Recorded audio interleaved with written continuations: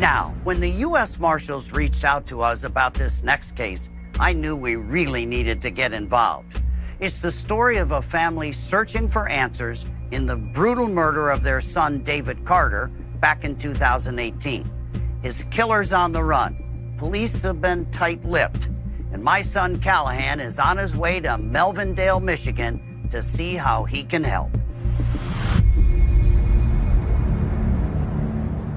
On October 2nd, 2018, the family of David Carter learned he was missing and ultimately murdered. His girlfriend, Tamera Williams, quickly became a person of interest, but then suddenly disappeared. Now, a year later, David's case is still open. His girlfriend is nowhere to be found. And his family is struggling to understand not only what happened, but why. That was real cute.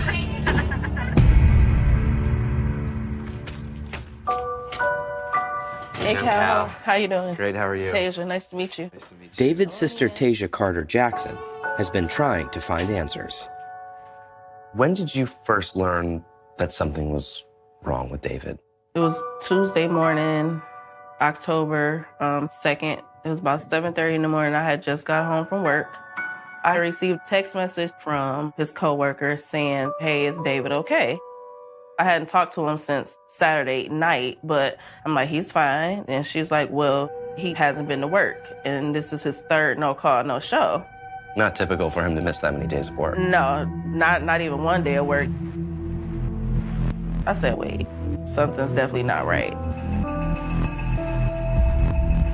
Tasia repeatedly tried to call her brother, but he didn't answer. So she immediately reached out to David's girlfriend of 6 months, Tamera Williams. She answered, sounded completely okay. She was at work. You know, she said, hey, I haven't talked to him since Sunday, and this is Tuesday. I said, well, are you sure? She was like, I just haven't seen him, you know. So I'm like, what is going on? With Tamera providing no answers, Tasia called her husband and asked him to meet her at David's apartment. When I got there, I saw David's car was outside. And I just told my husband, I said, oh man, this, I just felt it in my gut, like it wasn't good. His apartment door it's a deadbolt. So when I went to turn the knob and it opened, it wasn't locked. And that's definitely out of the ordinary for my brother. You know, he would never leave his apartment unlocked.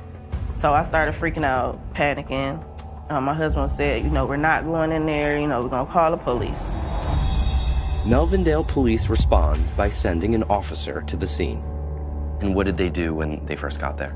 There was only one police officer, and he said, let's take a look around. But I couldn't go into the apartment. I'm like, I can't. So I waited outside for my dad. My husband and the police officer went up into the apartment. Tasia's father, Elton, arrives minutes later as Tasia's husband and the officer return. What did they find in the apartment? David wasn't there. He wasn't in there? Mm-mm. Was anything amiss? Did they see anything that was suspicious to them? No, the police officer just said the apartment was real clean. So then my dad asked, can we go in and look? The police officer said, sure. So we go in there. What did you find in the apartment? At one point, we all went into the bedroom, and I found that my brother's bed had been moved because he had carpet in his apartment. So from the indentation, you can see if the bed had been moved. Tasia takes a closer look and finds something even more disturbing. I saw a red stain under the bed. And then I also noticed a bottle of peroxide under the bed. At the same time, Tasia's father, Elton, a former military policeman, had found something just as chilling. He noticed that it was a bullet hole through the bottom of the closet door. It was a bullet hole? Correct. And my dad was just like, Tasia, don't touch nothing.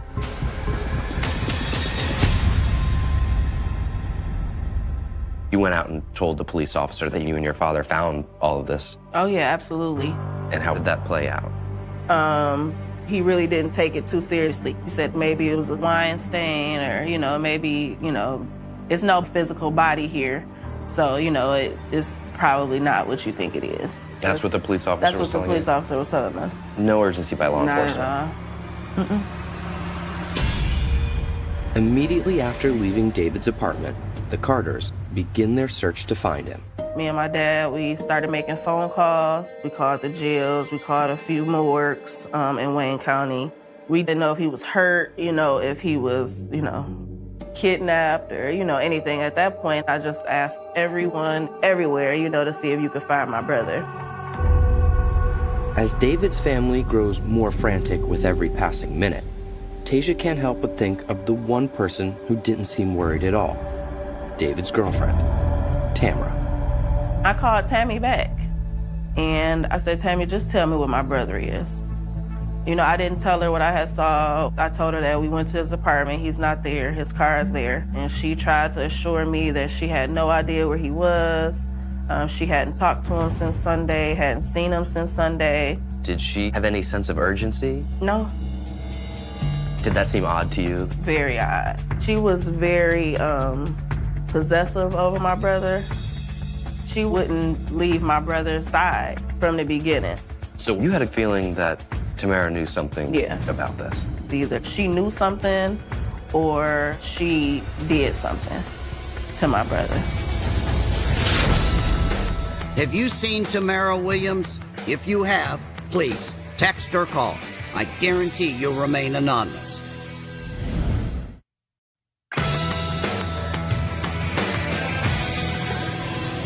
Here's the next 15 seconds of shame. Gregory Battle is wanted for the June 2017 murder of aspiring journalist Sierra Ford in Sandy Springs, Georgia. He may be in Brooklyn, New York. If you've seen Battle, please text or call us.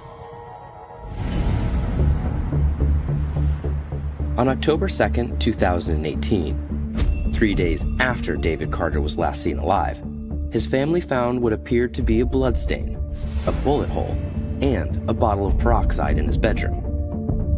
But no sign of David. Immediately, their focus turned to the person they believe was the last to see David alive, his girlfriend, Tamera Williams. I asked her, have you heard from my brother? And she said, not since Sunday evening. I said, Sunday? Like, it's Tuesday. I thought that was really weird because they were always together. She was obsessive over my brother, and I knew immediately that Tammy had something to do with this. As the police open an investigation, the family says that 2 days before the bloodstain and bullet hole were discovered, David's son DJ found Tamera alone in his father's apartment, acting strange. I went to his apartment on Sunday. I forgot some stuff over there, so I go over there to just grab it. So when I pulled up, I saw Tamera. She was taking out the trash. So I went up, we said, hey, whatever. And I went inside. And I figured I would see my dad, but I didn't see him. So I went in my room, and his clothes was like on my bed. He'd never done that before, like ever. He was on his bed. Then I went in my bathroom, and she had some cleaning products in there. So I was like, okay, I guess they just cleaning up around here. DJ then went downstairs to see if Tamera knew where his father was. She was like, yeah, he was feeling sick. So he went out for a walk. I was like, okay. Is that something he would normally do? Not really. Did it seem odd that she was at the apartment and he wasn't? At the time, no. But like now, yeah, it's kind of weird. Later that day, DJ calls his father to see how he's feeling. I tried to call him, but he didn't answer. It was kind of weird because he always picks up the phone. But then later, I got a text message from him saying his voice was very bad and that he wasn't able to talk. So I was like, oh, all right, I guess you're this sick or whatever that you're not able to talk. So I just kept texting like, okay, well, I hope everything is good. Hope you get better. Looking back on it now, do you believe that was him? I feel like it was Tamera that was texting the whole entire time. Because I feel like she had something to hide. DJ continued texting with his dad that night, but he never could have known that his father was likely already dead. Because 12 hours later, a highway crew 100 miles away in Ohio made a grisly discovery. Routine grass cutting along Interstate 75 on Monday led to the discovery of human remains. A blue sleeping bag laid in front of the machine, and inside the zipped up sleeping bag, a black plastic bag with human remains inside. 2 days later, police determined the remains are those of David Carter. I just remember screaming. I just didn't want nobody to touch me.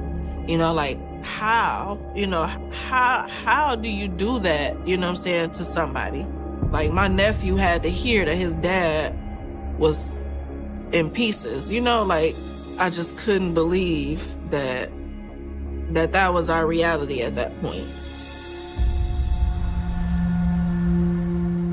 Then on October 5th, 4 days after David's remains were found, the word gets out that police are homing in on his killer.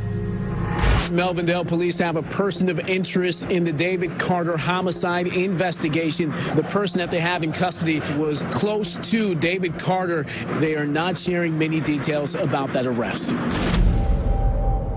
While police didn't reveal it to the press, David's father, Elton, quickly learned the person of interest was Tamera.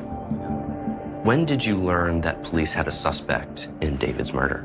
It was early October. I got a call from the police chief, and they said they had brought Tamera in to question her. Did that surprise you that his girlfriend was the suspect? I didn't want to believe it, but then everything that, you know, has been going on before then started to add up. When she didn't reach out to find out how David was. You know, we haven't heard from him in 3 days, but you didn't call us to ask him to see if he was okay, any of that. Mm-hmm. I was surprised that she would do something like that, or she could do something like that. But then later, it was clear that she was probably the last one to see David alive. Did the police share with you what was discussed during that interview process? No, they didn't tell us anything about how they questioned her, no. But, you know, that kind of gave the family some relief then, you know, because they had who we felt was guilty. But much to the family's surprise, 72 hours later, Tamera is released from police custody. Why do you think she was let go? They felt it was lack of evidence. They didn't have a weapon or anything like that, you know. Lack of evidence. Yes. And quite frankly, I was shocked. But then, 10 weeks later, unbeknownst to the family, there is a development in the case. This is Tamera Williams. She is wanted for murder, the 39-year-old accused of killing her On December 20th, 2018, police issue a warrant for Tamera Williams for first-degree murder. But now, Tamera is nowhere to be found.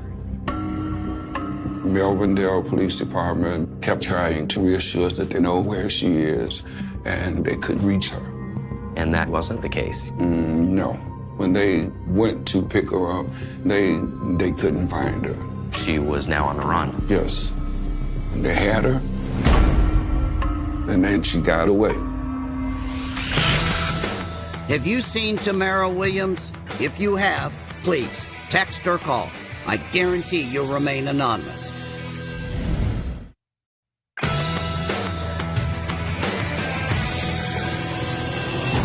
Here's the next missing child case.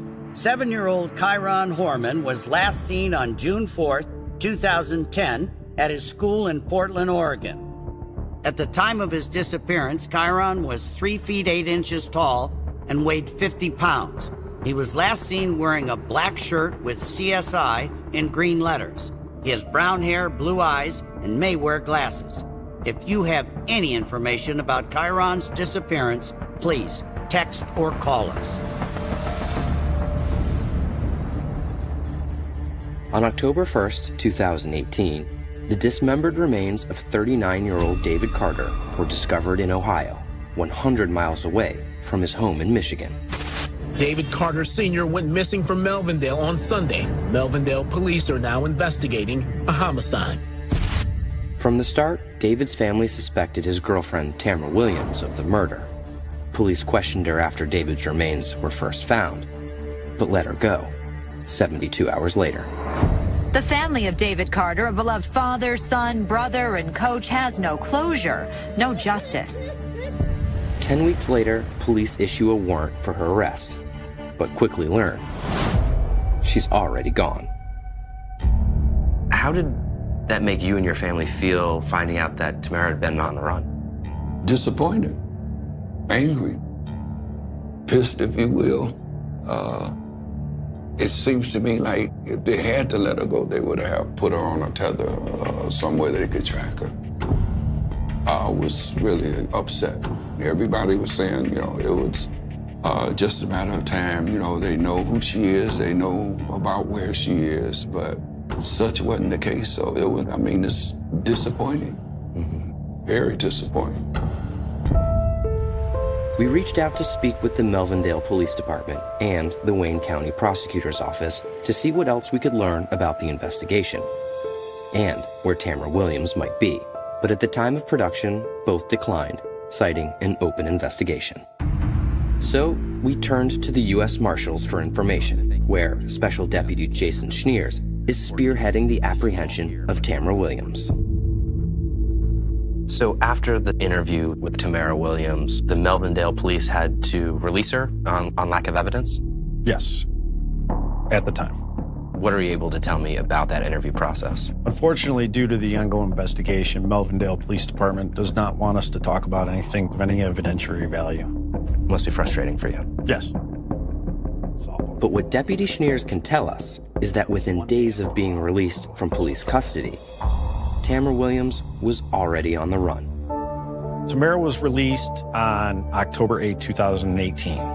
From there, she made several phone calls to family. After the phone calls and the contacts, nobody heard from her. Nothing posted on social media, nothing to anyone. Mid-October, Tamera was observed at a local bar in downtown Ann Arbor, made several cash withdrawals from ATMs in the bar. The next morning, she boarded the train, which subsequently brought her to Penn Station in New York. From there, she walked into the Neptune Motel, where she paid $100 cash using her Michigan ID card and rented a room. The next morning, based on all the CCTV cameras, she walked out of the motel and disappeared after that. She's never seen again? Correct. Do you think she has help? Do you think somebody is helping her hide from law enforcement? There's no doubt in my mind somebody's helping her. Is she affiliated with any organizations that might be helping her now? She is, with the Eastern Stars. And who are they exactly? That is the female version of the Freemasons. Are they known for harboring fugitives? Not for harboring fugitives. They will not harbor you. But if they have no idea what she'd actually done and what she's accused of? It's very possible. I would say if anybody is helping her evade law enforcement, you need to turn her in. Because if you don't turn her in, when she does get caught, you're going to get hemmed up in the same crime. Tamera Williams is a very dangerous person. As Tamera remains on the run, for the family and the Marshals, the answer to one question continues to haunt them. Why would she kill David? Tamera and David's relationship appeared to be picture perfect. There was only one argument that we were made aware of between Tamera and David. Now, we don't know the substance of the argument, but coincidentally, it was the day before he went missing. Could that argument have had something to do with his murder? Possibly. I wish I knew the content of it. There's a lot of questions that we have that we would like answered. Having Tammy out there on the run makes me feel like it's not fair. It's not fair that she still gets the opportunities that my brother was robbed of. Whomever is helping her, please turn her in so I can say a prayer and let his mother know that justice has been served.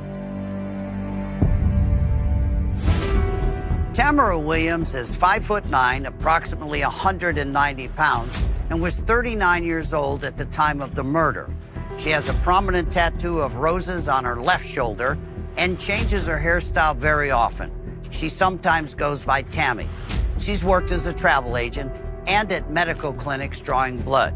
She was last seen in the New York City area, but with her connections to the Eastern Star Group, she could be anywhere in the country. So if you see Tamera Williams, don't approach her. Call or text our hotline. I promise you can remain anonymous. Now,